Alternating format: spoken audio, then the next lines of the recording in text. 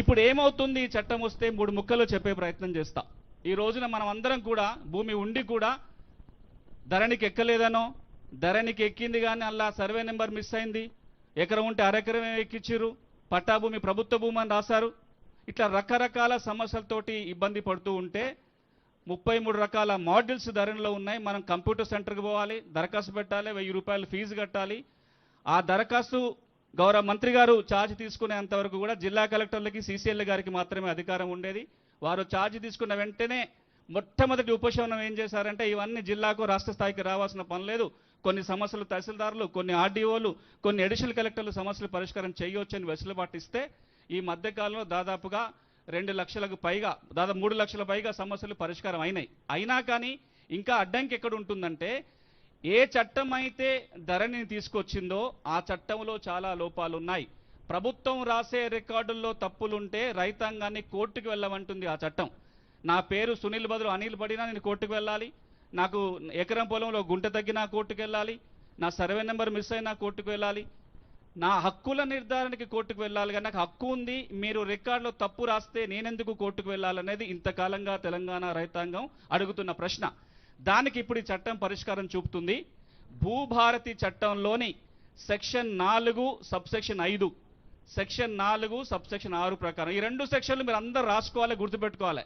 ఎందుకంటే మామూలుగా అడిగితే సమాధానాలు రావు, సెక్షన్ అడిగితే అవతలోడు సమాధానం చెప్తాడు. గౌరవ మంత్రి గారు ఒక బలమైన చట్టం తెచ్చారు, ఆ ఆయుధాన్ని వాడుకొని బలంగా పోరాడి మన సమస్యకు పరిష్కారం కావాలంటే మనం కూడా చట్టం భాషలో మాట్లాడాలి. తెలంగాణ రాష్ట్రంలో ఉన్న రైతాంగం అంతా గుర్తుపెట్టుకోవాల్సిన 2 కీలక sections, section 4 subsection 5, section 4 subsection 6.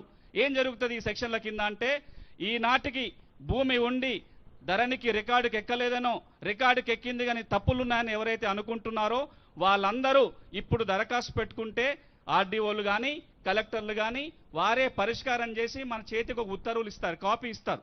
కంప్యూటర్లో పోయి అప్లికేషన్ పెట్టుకోవచ్చు. చట్టం అక్కడితో ఆగొచ్చు. మంత్రి గారు అక్కడితో ఆగకుండా ఏమన్నారంటే, అరే రైతుల సమస్యల పరిష్కారానికి వాళ్ళెందుకు దరఖాస్తులు పెట్టుకోవాలి, వాళ్ళెందుకు 1000 రూపాయలు ఫీజు కట్టాలి, వాళ్ళెందుకు మన కార్యాలయాల చుట్టూ తిరగాలి, అట్లా జరగకుండా ఉండాలి అంటే రెవెన్యూ యంత్రాంగమే గ్రామాలకు పోవాలి, మనమే పోయి దరఖాస్తులు తీసుకోవాలి. ఈ కంప్యూటర్ జంజాటం వద్దు.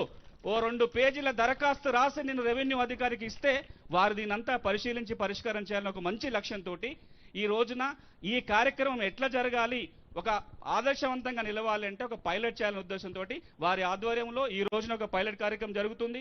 ఇంకొక 3 జిల్లాలలో కూడా ఒక్కొక్క మండలంలో పైలట్ కార్యక్రమం జరుగుతుంది. వచ్చే నెల వారి నిర్ణయం ప్రకారం 30 మండలాలలో పైలట్ జరుగుతుంది. రాష్ట్ర ఆవిర్భావ దినోత్సవం జూన్ 2 నుంచి రాష్ట్రం అంతటా కూడా రైతుల సమస్యల పరిష్కారం జరగబోతుంది ఈ కీలకమైన సెక్షన్ కింద. కాబట్టి తెలంగాణ రైతాంగ అందరి తరపున ఈ సెక్షన్ తీసుకొచ్చి దరఖాస్తు పెట్టుకునే అవకాశమే కాకుండా రెవెన్యూ శాఖని గ్రామానికి పంపినందుకు రెవెన్యూ మంత్రి గారికి మరొకసారి ధన్యవాదాలు. ఇది మామూలు మార్పు కాదు. మనం కంప్యూటర్లో పోయి ఎత్తుకునే బదులు కంప్యూటర్లే మన ఊర్లోకి వస్తున్నాయి. మనం అధికారుల దగ్గరికి పోయే బదులు అధికారే మన ఊర్లోకి వస్తున్నారు. అధికారులు మన ఊర్లోకి రాక 10 ఏళ్ళు అవుతుంది అనుకుంటాను, రెవెన్యూ అధికారులు రాక. కాబట్టి ఈ రోజున అంత గొప్ప మార్పుకు శ్రీకారం చుట్టిన ఈ చట్టం ఒక గొప్ప చట్టంగా నిలిచిపోతుంది. ఇక రెండో అంశం, ఈ రోజున తెలంగాణలో ఇంకో అతిపెద్ద భూమి సమస్య ఏంటంటే సాదా బైనామాలు. తెల్ల కాగితాల మీద, స్టాంపు కాగితాల మీద, నోటి మాటల మీద భూములు కొనుక్కున్నారు, దున్నుకుంటున్నారు, ఏళ్ల తరబడి ఆధీనంలో ఉన్నాయి. ఇంతకు మునుపు ప్రభుత్వం అవకాశం కల్పిస్తే 9,24,000 మంది మా సమస్యల పరిష్కారం చేయండి అని దరఖాస్తులు పెట్టారు. కానీ దాని మీద గౌరవ హైకోర్టు స్టే విధించింది. ఎందుకు విధించింది అంటే, దరఖాస్తులు అయితే తీసుకున్నాం కానీ చట్టంలో సెక్షన్ పెట్టుకోలేదు. ఆ సెక్షన్ లేకపోవటం వల్ల మనకి ఒక్క దరఖాస్తు కూడా పరిష్కారం కాలే. గౌరవ మంత్రి గారి చొరవ వల్ల, గౌరవ ముఖ్యమంత్రి గారి చొరవ వల్ల సాదా బైనామాల దరఖాస్తులు అన్నీ పరిష్కరించడానికి ఈ చట్టం మార్గం చూపిస్తుంది. ఈ చట్టం ఏమంటుందంటే, ఇప్పుడు ఈ చట్టం వచ్చిన వెంటనే గౌరవ హైకోర్టులో ఆ స్టే వెకేట్ చేపించి అది ఎప్పుడు వెకేట్ కాగానే ఆర్డీఓలకు అధికారం వస్తుంది. 9,24,000 పెండింగ్ సాదా బైనామా దరఖాస్తులను పరిశీలించి అర్హత ఉన్న అందరికీ కూడా భూభారతి చట్టం కింద పట్టాలు రాబోతున్నాయి. ఇది ఒక గొప్ప విజయం. ఇక ఇంకొకటే, నేను ఎక్కువ సమయం తీసుకొని పెద్దలందరూ మాట్లాడతా, కొన్ని కీలకంగా రైతులకు పనికొచ్చి వివరించే ప్రయత్నం మాత్రమే చేస్తున్నా. ఇది పాత రికార్డు. పాత రికార్డులో తప్పులుంటే సవరించడం ఎట్లనో చెప్పిన, సాదా బైనామాల పరిస్థితి ఏంటో చెప్పిన. రాబోయే రోజులలో రిజిస్ట్రేషన్లు, మ్యూటేషన్లో ఏం మార్పు రాబోతుంది, చాలామంది ఆతృతగా ఎదురు చూస్తున్న అంశం. ఇప్పుడు నేను భూమి అమ్ముకోవాలనుకుంటున్నా, కొనుక్కోవాలనుకుంటున్నా, భూభారతి ఏమైనా కష్టం తెస్తుందా, మంచి చేస్తుందా, ఏం చేయబోతుంది? నాకు వారసత్వంగా భూమి వచ్చింది, నాకు పట్టా కావాలి, భూభారతి ఏం చెప్తుంది? లేదా నాకు 3080 ఉంది, నాకు 13B ఉంది, నాకు ORC ఉంది, నేను అసైన్మెంట్ భూమి రెగ్యులరైజ్ చేయించుకున్నా, నాకు పట్టా ఎట్లా? దీనికి 3 సెక్షన్ల కింద భూభారతి సమాధానం చెప్తుంది. ఈ 3 మళ్ళీ గుర్తుపెట్టుకోండి. సెక్షన్ 5, 7, 8 మధ్యలో 6 ఎందుకు వదిలేసిన అంటే 6 సాదాబైనామా, 6 ఆల్రెడీ మాట్లాడిన. ఈ 5, 7, 8 ఏం చెప్తుందో చూస్తే, ఈ రోజున మనం భూములు కొనుక్కుంటే ఏం చేస్తున్నాం? ఒక స్లాట్ బుక్ చేసుకుంటున్నాం, ఫీజు కడుతున్నాం, తహసీల్ కార్యాలయానికి వెళ్తున్నాం, అక్కడ రిజిస్ట్రేషన్ జరిగిపోతుంది, వెంటనే మ్యూటేషన్ అవుతుంది, మనకు ఒక పాస్బుక్ వస్తుంది. గౌరవ మంత్రి గారు అసెంబ్లీలో కూడా ఏం చెప్పారంటే, ధరణిలో ఏదైనా మంచిగా ఉందంటే ఇది ఒక్కటే మంచి ఉంది, దీన్ని మేము కొనసాగిస్తాం, కానీ దీనిలో కూడా కొన్ని తెరకాసులు ఉన్నాయి, వాటిని మారుస్తామని చెప్పారు. ఏం మారబోతున్నాం? 2 మారుస్తున్నాం దీంట్లో. నంబర్ 1, ఈ రోజున మనం భూములు కొనుక్కోవాలి అంటే మన దస్తావేజు మనం రాసుకోవడానికి వీలు లేదు. కంప్యూటరే ఒక కాపీ ఇస్తుంది, అలానే నింపాలి. దానివల్ల చాలా చిక్కులు వస్తున్నాయి. మొన్న కలెక్టర్ల కాన్ఫరెన్స్లో కూడా గౌరవ ముఖ్యమంత్రి గారు చెప్పారు, దానివల్ల చాలా తిప్పలు ఉన్నాయి. మన డాక్యుమెంట్ మనం రాసుకునేటట్టు ఉండాలి, దాంట్లో టైటిల్ చరిత్ర అంతా రాసుకునే వెసులుబాటు ఉండాలి. ఈ చట్టం మన దస్తావేజుని మనమే రాసుకునే హక్కు కల్పిస్తుంది. మన దస్తావేజు రాసుకొని తహసీల్ ఆఫీస్కి పోవచ్చు, అదే రిజిస్ట్రేషన్ అవుతుంది. ఇక రెండోది, ఒక విప్లవాత్మకమైన మార్పుకి ఈ భూభారతి చట్టం అంకురార్పణ ఏం చేస్తుందంటే, మనం ఇప్పుడు ఇళ్ల ప్లాట్లు కొనుక్కోవడానికి పోయినప్పుడు దస్తావేజ్కి వెనకాల పటం ఉంటుంది, మనం ఒక రఫ్ మ్యాప్ తయారు చేసుకొని దిక్కులు రాసుకుంటాం. మరి వ్యవసాయ భూములకు ఎందుకు ఉండొద్దు? అది ఉంటే ఏం భూమి కొంటున్నామో తెలుస్తుంది కదా.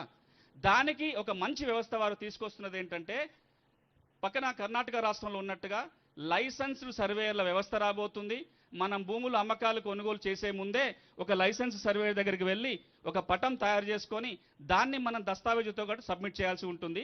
గెట్టు తగాదాలు రాకుండా, డబుల్ రిజిస్ట్రేషన్ రాకుండా ఇది కాపాడుతుంది. కానీ ఇక్కడ ఒక క్లారిఫికేషన్ ఏంటంటే, ఇది ఈ రోజే అమలుకి రావట్లా. అది అమలుకి రావాలంటే లైసెన్స్ సర్వేలు కావాలి, వ్యవస్థ కావాలి. వారు ఆ వైపున ప్రయత్నం చేస్తున్నారు.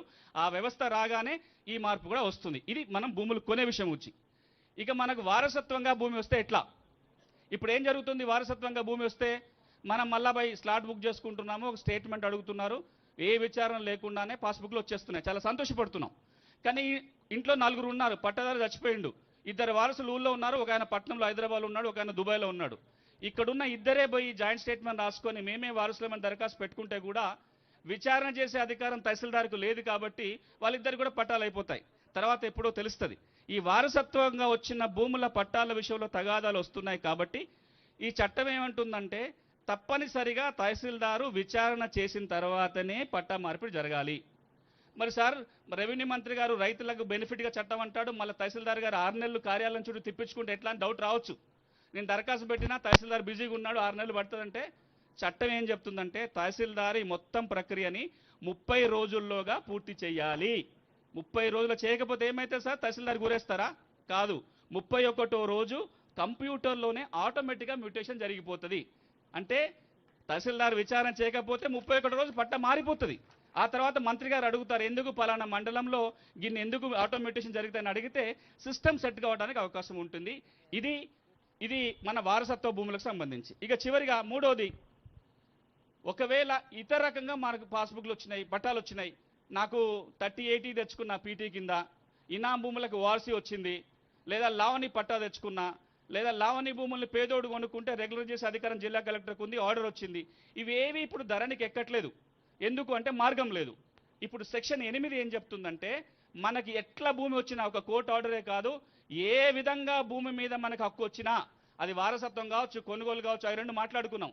అవి కాకుండా ఇంకెట్లా భూమి మీద హక్కు వచ్చినా ఆర్డీఓకి దరఖాస్తు పెట్టుకోవాలి, ఆర్డీఓ విచారణ చేయాలి, ఆర్డీఓ పట్టా చేయడానికి అవకాశం ఉంటుంది. ఇది ఒక మార్పు. ఈ చట్టము ఇప్పుడు సమస్యల పరిష్కారము, రాబోయే రోజుల్లో కొన్ని మార్పులు మాత్రమే కాకుండా, వారు ఈ చట్టం 100 ఏళ్ళు ఉండాలి, ఈ పోర్టల్ 100 ఏళ్ళు పనిచేయాలని ఎందుకు అంటున్నారంటే, రాబోయే భవిష్యత్ తరాలను దృష్టిలో పెట్టుకొని కొన్ని కొత్త అంశాలు దాంట్లో ఉన్నాయి. భూములకి భూదార్ నెంబరు, మనకు ఆధార్ కార్డు జేబులో ఎట్లా ఉందో పాస్బుక్తో పాటు భూదార్ కార్డు కూడా జేబులో రాబోతుంది.